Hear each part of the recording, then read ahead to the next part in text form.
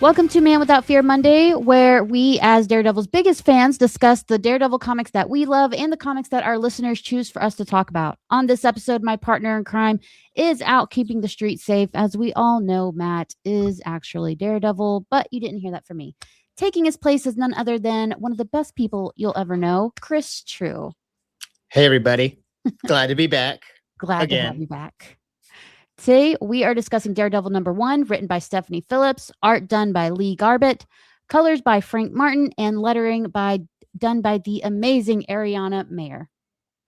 All right, so this comic has been taking everything by storm for weeks now, and it finally came out last week, and I want to know your thoughts because you have me so curious. I do have thoughts. Because I love Daredevil.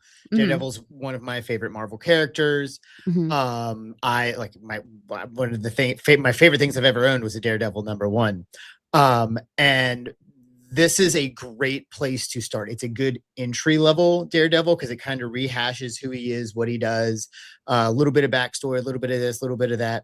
But it's also got I really like the artwork too. It kind of popped. It's definitely my kind of style, where it's almost kind of rugged and dark.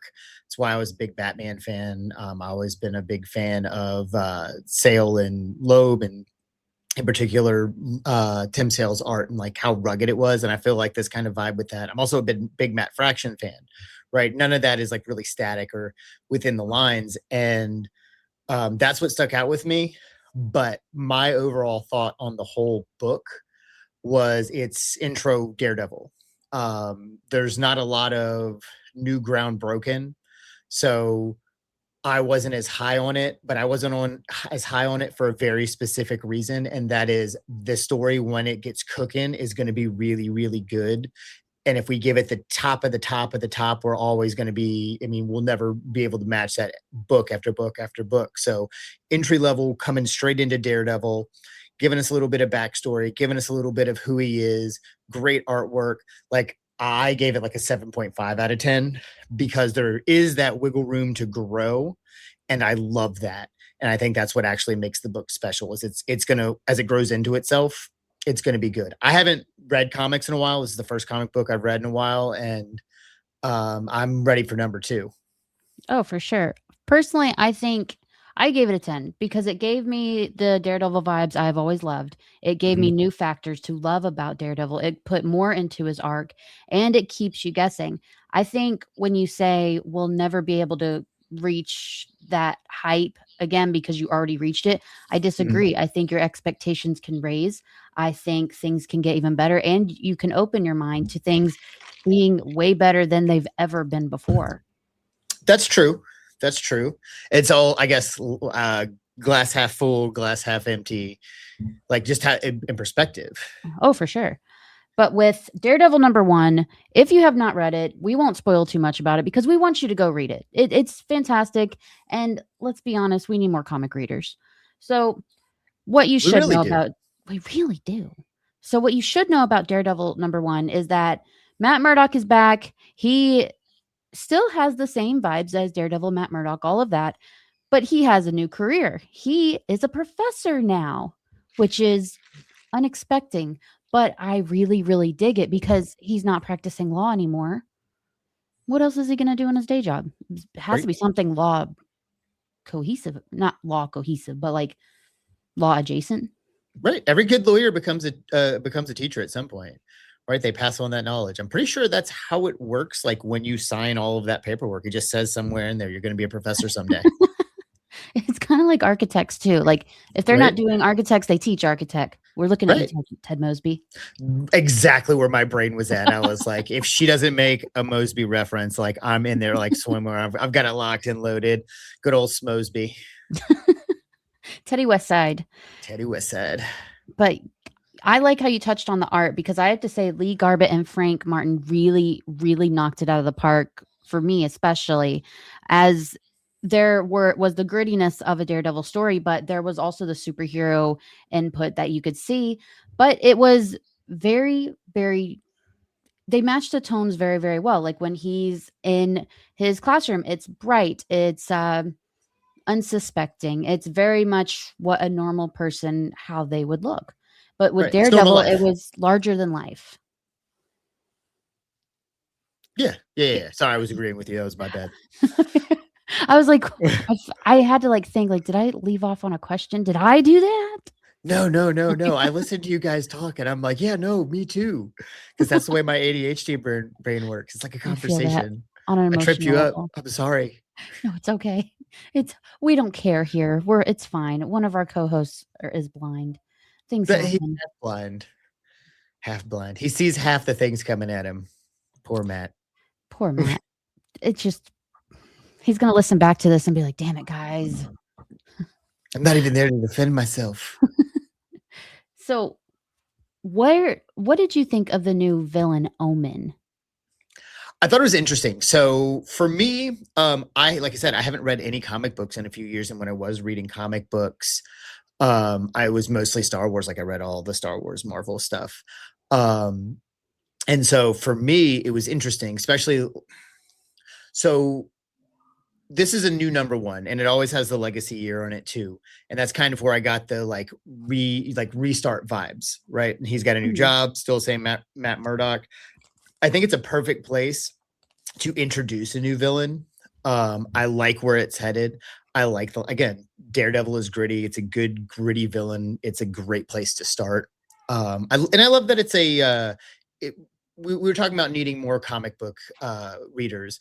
And so I finished the book and I literally handed it to my kid.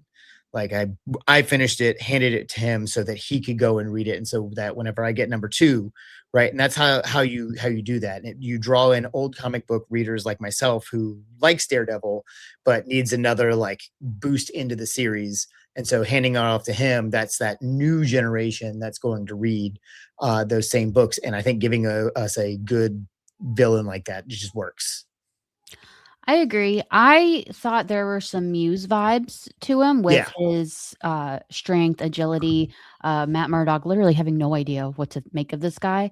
But also there was a kind of like whimsical vibe to him for the way he was talking. He's like, oh my God, you know Matt Murdock? And it's like, what are you about? Like, what? I don't know what to expect. And I really, really love that. Yeah. I like mystery. I like when they build a good character over a few books as opposed to like you get the one and done kind of thing. Yeah, and it left off on the perfect ending because we were just as confused as Matt Murdock, and we really have no idea what's going to happen in the next issue, but we are going to be sat and we are going to be waiting and we're going to be very excited. I am. When does the next one come out? That's a genuine question. That's not even a plug question. Is it a monthly or is it a bi-weekly? It's monthly. book? It's monthly. Cool. I just didn't know the date. Now I know, and now everybody out there knows, and we're all on the same page. Unless I'm wrong, but I'm pretty sure it's monthly. Listen, if I'm going to believe anybody and follow them into the darkness, it's going to be you.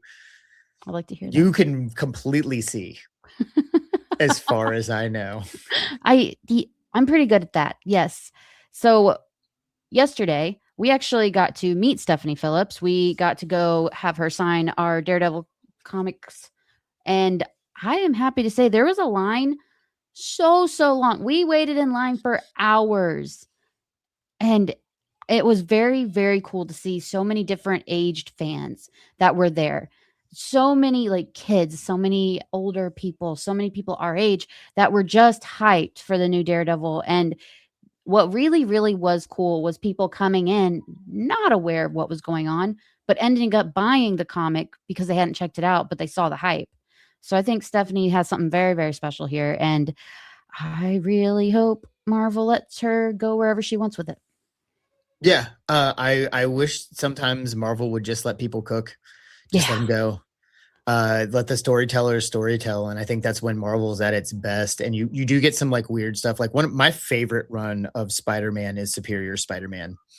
Like, I think them just allowing that whole series to cook so that it led up to that one frame with the Green Goblin going, "It's you," when he realizes it's Peter Parker and Peter Parker. Like, just that whole thing building up to that one frame. I hope they let this entire team build to something like that, because it's special when they do. I completely agree. There's been a lot of comics that have been ended early, which really sucks because I feel like a lot of stories do need to cook. I mean, they're not all going to be Gail Simone's Uncanny X-Men, where there's something freaking mind blowing in every issue. So it's like, what do we do? Like, Daredevil's the one you cannot mess with. So I send all of my best to Stephanie and the team. Yep. Yes. So thank you guys for joining us and talking about Daredevil #1. We do this every Monday, so you have to like and subscribe so you don't miss every Monday. We also have our Daredevil Born Again post afterthoughts, where Matt and I immediately finish watching the episode, and then we come on here and talk to you guys about it. So that's another reason you have to like and subscribe. Nerd Initiative has so many things that we do for so many people. We have comics, we have movies, we have TV, we have gaming, we have everything, Chris. We have everything, and there's something for everyone. There is really and truly something for everyone. There is. So it's a place for friends. It is a place for friends because we're all really cool with each other, and I like that about us. It's good vibes, happy vibes. I'm down with that. Totally. So with that being said, thank you for joining us for Man Without Fear Monday. If you see this episode, be sure to go online and go make fun of my usual co-host, Matt, who is from Hops Geeks News, that he wasn't here, and tell him that you know he's Daredevil. Chris, where can our beautiful listeners find you? At Real Chris True on Threads, Instagram, and YouTube. I try to post something every day. I'm out doing a lot of cool stuff. I've got a few interviews coming up this week that I'm going to be posting about. I got, there's a lot of new movies coming out this week as well. I'm going to start talking about, weekly movie stuff so everybody knows what's going on, in theaters. It's true. If you like movies, then Chris is your guy to follow, because he will go and do a whole review and a whole interview about a movie I had never even heard of. And then I'll be like, oh, shoot, I'm a fan now. I didn't know I'd like this movie. Yeah. What's funny about that is, my real life, while Matt might be Daredevil, I am a teacher. And so like my kids have found my Instagram. So it's just been subscribe. And I've had kids come in and say, I went and saw this movie because you said something about it and I ended up liking it and whatnot because I hadn't heard of it.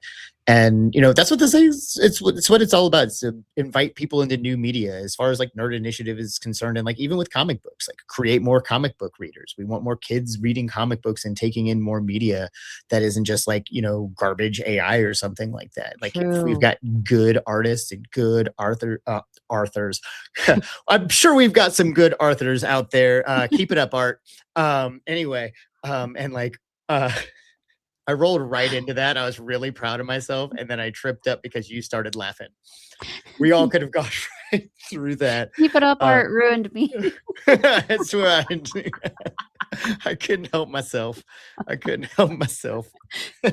you can see, Nerd Initiative is a place for pop culture positivity. So if your name is Arthur, you are more than welcome. We need more. And you are more than supported. Yep. So my name is Megan. You can find me at Vigilante Vibes Podcast on everywhere but TikTok. So thank you for listening. Be sure to like and subscribe, and you guys have a great day.